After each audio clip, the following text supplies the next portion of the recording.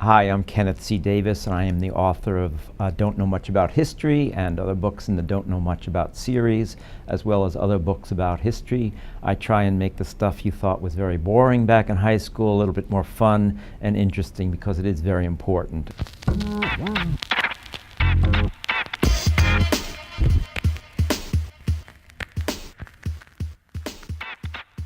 The Electoral College, like so many things in the American Constitution, in the U.S. Constitution, was the result of a compromise. Now, nowadays, we hear the word compromise and people think of that as a dirty word, that somehow if you compromise, if you make a deal, you're giving up your principles and that there's a disgrace in that. But the country has always been built on compromise, and certainly the Constitution was built on several very important compromises. I talked a little bit about what the powers of the presidency would be and how they were fearful of giving too much power to the president, even though they needed somebody who would really be in charge to take care of an emergency, to negotiate treaties, to be the chief executive of the country. But how to choose him? There was a real argument about that. There were people in Philadelphia, again in 1770. Oh, forgive me. I've lost my dates here. Let me go back there. There were people in Philadelphia in 1787 who wanted the president to be elected by the people, a popular vote. There were many people who said letting this ignorant, unwashed, uneducated American society elect the president was a dangerous thing. That's one step, or democracy was one step away from mob rule, they thought.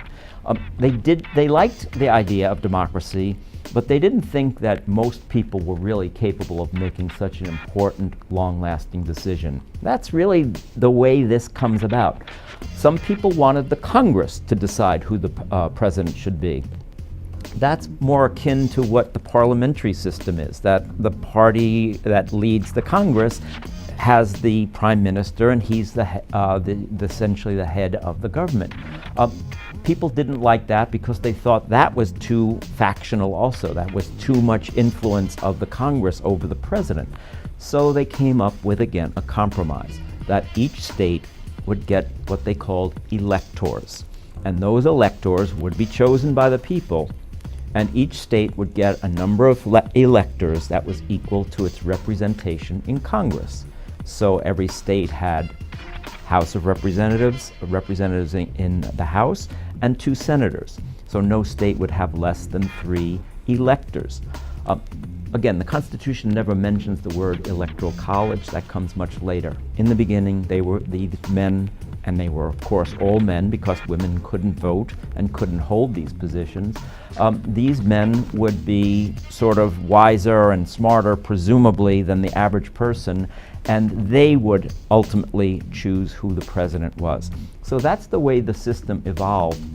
And again, a compromise because most people in the Constitutional Convention did not want pure democracy, which is why we still don't have it today, which is why somebody in Wyoming who casts a vote for president actually has a bigger vote than somebody in California because of the import of the Electoral College.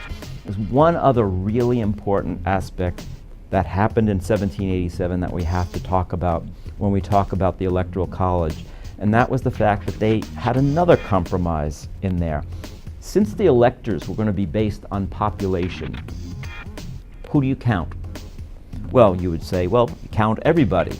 Well, there were people in this country who were here and working, but they certainly weren't going to vote. And I'm obviously talking about enslaved people who were considered property. Again, the Constitution never mentions the word slavery or slaves. They talk about people held in service or all other persons, all these euphemisms. So slavery was acknowledged. There were about 1 million slaves in America at the time. How do you count those people? Should they go into the population, and should they get the same consideration that a free white person gets in terms of assessing the population and determining votes in Congress and electors? So they came up with one more compromise, and it's hard on our ears today. They were going to count slaves, enslaved people, as 3/5 of a person. What did that mean in a practical sense? Well, it meant that there were 1 million people who weren't going to vote, but were still going to be counted for the purpose of determining how many seats a state had in Congress and also how many electors it had. What does that mean in practical terms? Virginia, which had a smaller population, free white population than Massachusetts or Pennsylvania, actually had more electors based on its enslaved population. So what happens? 4 of the first 5 presidents are slaveholders from Virginia. 5 of the first 7 presidents are slaveholders. 10 of the first 15 presidents are slaveholders or sympathetic to the slaveholding South. And that's why slavery was not just a little sideshow, it was central to American politics, the American economy, and American society in the first half of the 19th century. And that's why we have to really understand its import in American history.